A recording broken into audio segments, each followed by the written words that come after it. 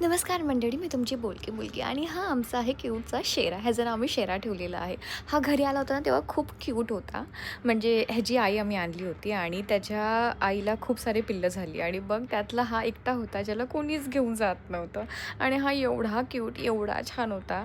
बिचारा एकटाच राहिला होता. मग आम्ही त्याला आमच्याकडे ठेवून घेतलं आणि तो आता एवढा मोठा झाला आहे. पण मी जेव्हा कधी कामावरून थकून येते, हा माझ्या जवळ येतो. असं म्हणतात कॅट्स तुमची निगेटिव्हिटी ऑब्झर्व करतात आणि मला असं खरंच वाटतं, कारण की हा एवढा क्यूट आहे. मी रडत असेल तर माझ्या बाजूला येऊन बसेल, मला बरं नसेल तर माझ्या बाजूला येऊन बसेल आणि मला खूप त्रासही देतो. रात्रीची झोपही खराब करतो. रात्री त्याच्यामध्ये इंडियन आयडल घुसतं, असं गाणं गात असतं, मला कळत नाही त्याचं, पण हा खूपच क्यूट आहे. घरी एक ना एक तरी पाळीव प्राणी असायलाच पाहिजे आणि मला हा खूप आवडतो. किती क्यूट आहे बघा तरी याला. असं कापसासारखा मऊ मऊ आहे, पण तेवढाच खतरनाक पण आहे. मला खूप सारी नखं पण मारतो.